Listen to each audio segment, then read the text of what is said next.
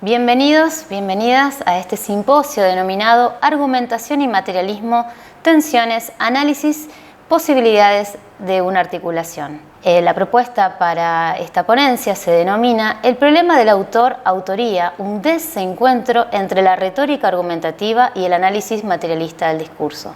Mi nombre es Felipa Mabel Caballero y pertenezco a la unidad ejecutora denominada IGI, Instituto de Investigaciones Geohistóricas del CONICET, en Chaco, Argentina. También me desenvuelvo como docente en las materias de lingüística y semiología de la comunicación en la Universidad Nacional del Nordeste. Para esta presentación es necesario tener presente que es una reflexión teórica y analítica sobre el problema que se presenta a la hora de trabajar con una selección de textos que sufre el efecto de autor o el efecto de unidad autoral. El trabajo tiene como objetivo realizar un doble análisis guiado por los mismos interrogantes en los mismos materiales de estudio.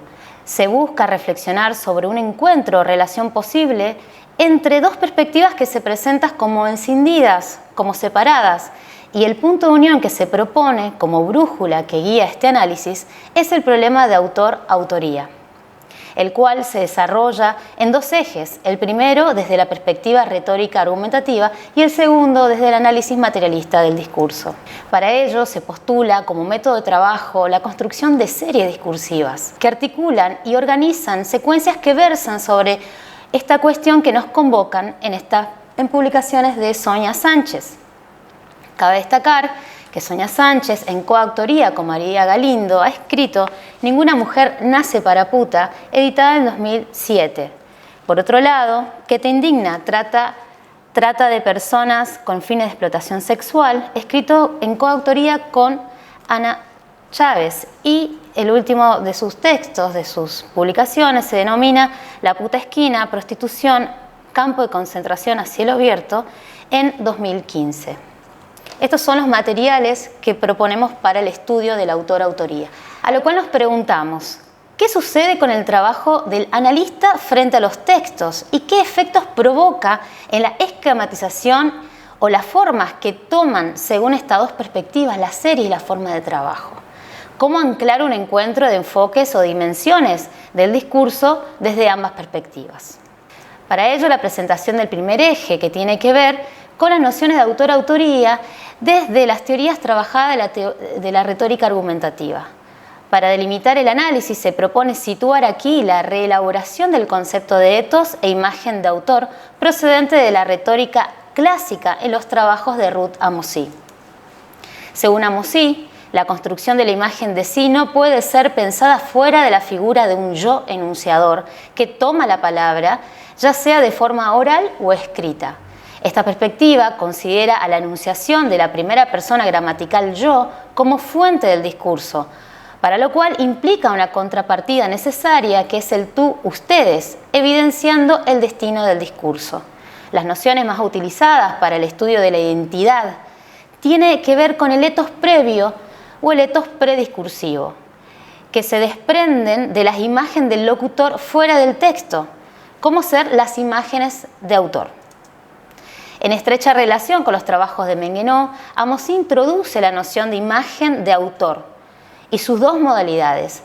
Por un lado, la imagen del autor, que proyecta a sí mismo en el mismo discurso literario o el etos autoral, y por el otro, la imagen de autor producida por los discursos editoriales, las críticas, los medios de comunicación, demás representaciones construidas por terceros. Destinada a circular por la esfera pública, la imagen de autor es el resultado de la confrontación entre la imagen de autor que genera la obra y la imagen de autor que genera los discursos que se construyen en torno a la misma.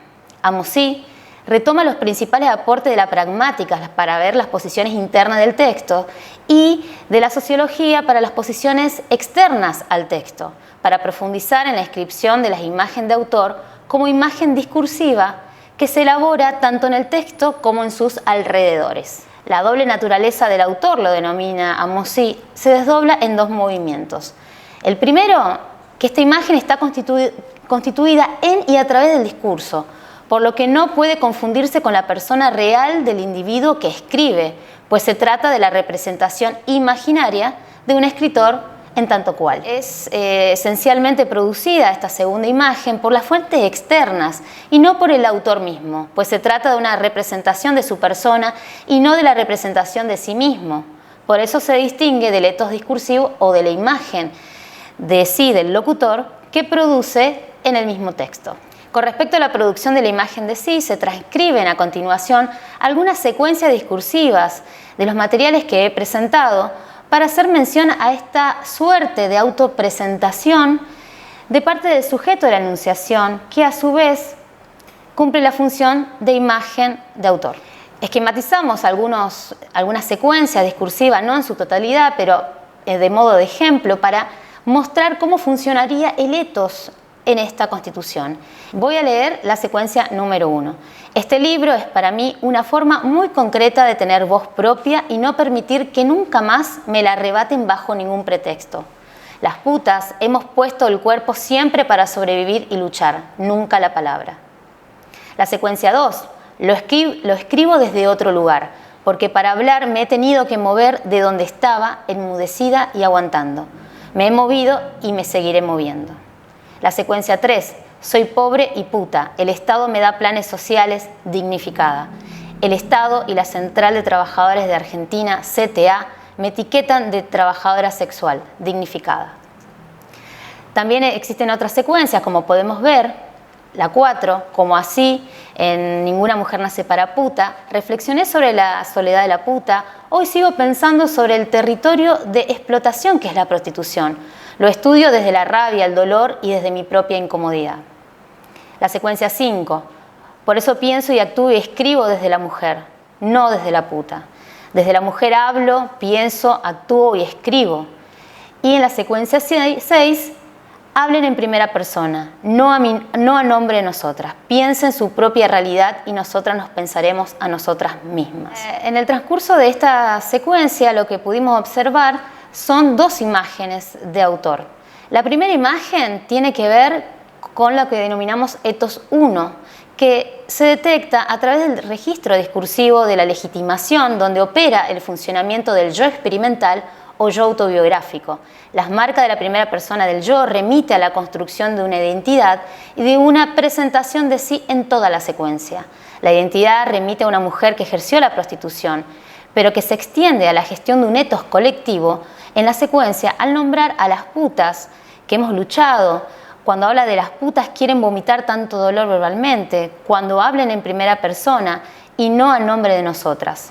Convoca a un nosotros que engloba ese yo a un nosotros, un etos colectivo. Entonces, se observa una imagen biográfica de una mujer explotada sexualmente a modo de funcionamiento de un etos prediscursivo, como historia de la vida real, donde el yo recurre a la legitimidad y a la fuerza persuasiva de la experiencia de vida en cuanto a estrategia. Respecto a la autoridad o legitimación del autor, nos preguntamos si en estas secuencias presentadas en el etos 1, la eficiencia y la argumentación se sostienen por la importancia atribuida a la persona de la oradora y a su experiencia. ¿Es posible encontrar en esta presentación de sí una construcción de imagen de autora? Nos preguntamos. La segunda, que remitimos a lo denominado etos 2, corresponde al despliegue de la imagen autoral, que funciona como la enunciación de la segunda vida. Esta imagen regula la relación entre la tradición del discurso político feminista y la situación de publicación. La presentación de sí de una autora que se posiciona en el campo de la legitimidad y de la autoridad a partir del etos 1, es decir, deviene. En esta segunda imagen se evidencia la capacidad de escribir, de publicar, de reflexionar, de aconsejar, de leer. El yo proyecta una imagen de autora que interpela a los y las lectores. De su libro, mediante la persuasión, muestra una voluntad y valor de transmitir un conocimiento, una imagen de sobreviviente que tiene el derecho a ser leída, escuchada. Se observa la circulación de imágenes diferentes y contradictorias, que da cuenta de la relación entre el etos 1 como origen, el objeto, y causa del etos 2, el sujeto. Los deícticos de lugar y tiempo atraviesan toda la serie, es decir, que la imagen de sí podría pensarse en dos tiempos diferenciados. El etos 1 como la utilización del tiempo pasado, pero no en el mismo momento, pero al mismo momento es necesario para construir el segundo etos, el presente, el cual remite al etos 2. Con respecto a estos ejes, vamos a plantear el eje número 2, que tiene que ver con el análisis materialista del discurso. Este eje 2 consiste en evidenciar, desnaturalizar la homogeneidad y aglomeración de las nociones presentadas en el eje 1 en relación al etos, autor, yo, persona. Es decir, la perspectiva de análisis materialista del discurso se lo descinde, se lo separa, se los divide, ya que cada una de estas conceptualizaciones remiten a problemas diferentes que requieren un análisis en su especificidad. Se considera como hipótesis del presente desarrollo que el eje 1 apunta a reproducir el punto de vista del hablante. Se plantea así la posibilidad de desglosar lo que aparece reunido, dado como evidente, marcar sus diferencias y distinguir entre las aparentes similitudes. La posición materialista marca un gesto analítico, un modo de leer, una forma de trabajar, profundizando en esos pliegues y solapamientos. Al respecto de la lectura materialista como gesto, Romé nos dice: ante esos rastros, la posición idealista preserva en el olvido y asume esa unidad como un todo, es decir, como una unidad total, homogénea e idéntica al mundo, una nominación transparente de las cosas. No importa si esa unidad tiene forma de edificio o si se instituye como una serie de consecuencias extraídas de la negación del edificio. No importa si esa filosofía se dice sistemática o se piensa postfuncional. Será idealista siempre que practique la clausura sobre sus propias verdades. Entonces vamos a segregar, ir por esas cuestiones muy puntuales de los conceptos y concepciones que el eje 1 aglutina y aglomera como una sola cuestión, una sola cosa, noción. Sobre el yo, el sujeto y la enunciación. En la perspectiva impulsada por Piaget, con referencia althusseriana, refiere a la enunciación como un ritual ideológico que reclama reconocimiento del yo que enuncia y en el que opera el desconocimiento como si el yo se constituyese en la enunciación y solo por ella preexistiera, estuviera ya dado y fuera evidente.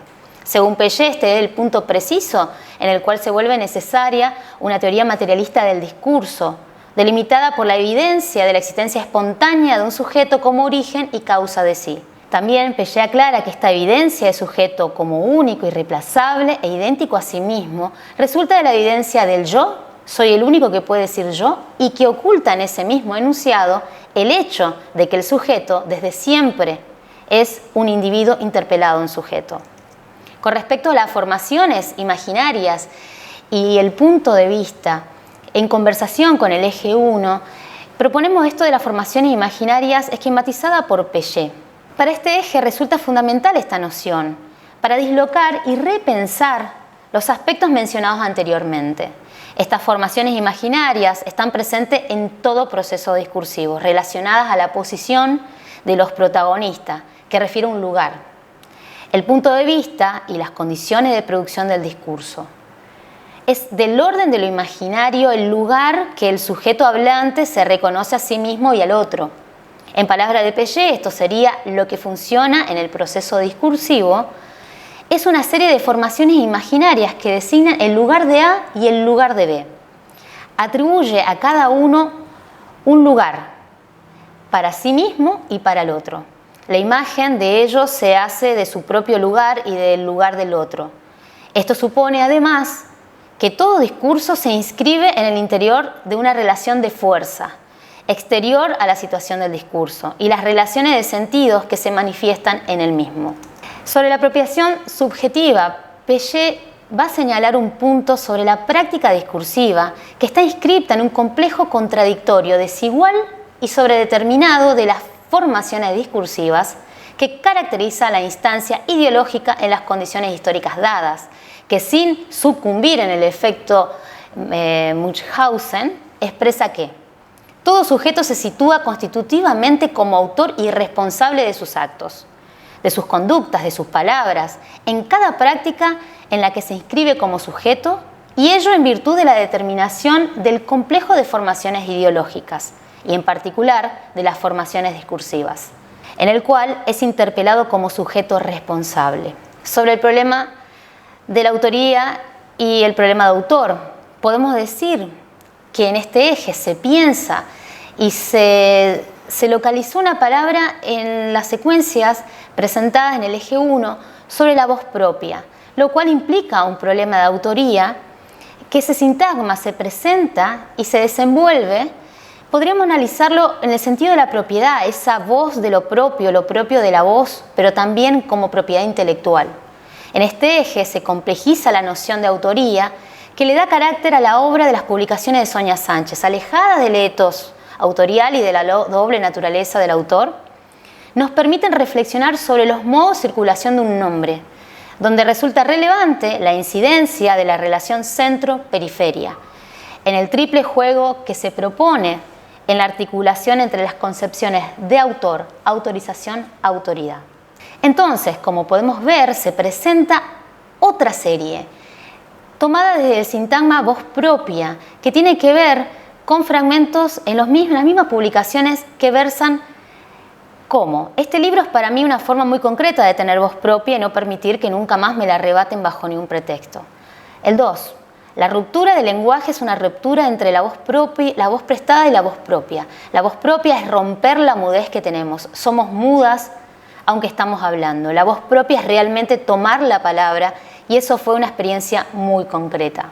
Ni el Estado ni la sociedad. Creo que debemos organizarnos desde nuestra propia voz y desde nuestros propios conceptos.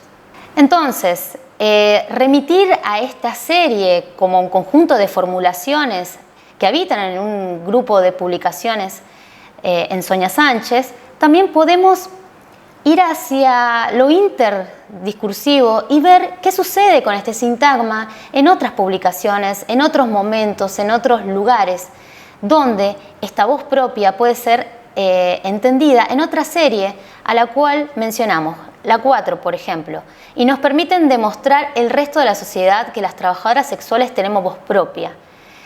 En el marco de la celebración de nuestro 20º aniversario decimos describir con voz propia como cambio de nuestra vida desde que nos organizamos, desde que nos empoderamos. La 6. Cuando las personas negras están reivindicando el derecho a tener voz, ellas están reivindicando el derecho a una propia vida. Y 7. ¿Por qué yo escribo? Porque yo tengo que, porque mi voz en todas sus dialécticas fueron silenciadas por mucho tiempo. Entonces, no presentamos una conclusión, sino que la hemos mostrado al trazado del trabajo de los ejes y la forma de pensar la serie y cómo esas series también, según las perspectivas, se cambian, forman, mudan, se dislocan en sí mismas. Y quiero terminar con una pregunta que convoca este simposio, que la estamos viendo en pantalla. Dado que el sujeto discursivo es un sujeto escindido, es decir, afectado por el inconsciente y por las ideologías, ligado, por tanto, al no control de los sentidos, es posible pensar el proceso argumentativo desde una forma alternativa a la idea de la estrategia de un sujeto realiza opciones orientadas a un fin. Con este interrogante nos quedamos pensando las formas de unión, las formas de un análisis en conjunto y ver desde la teoría materialista esos postulados que se presentan en la retórica argumentativa como un gesto, como una dimensión, como un enfoque, y también hacer cuerpo desde esta teoría materialista a las teorizaciones conceptualizadas en el eje 1. Muchísimas gracias.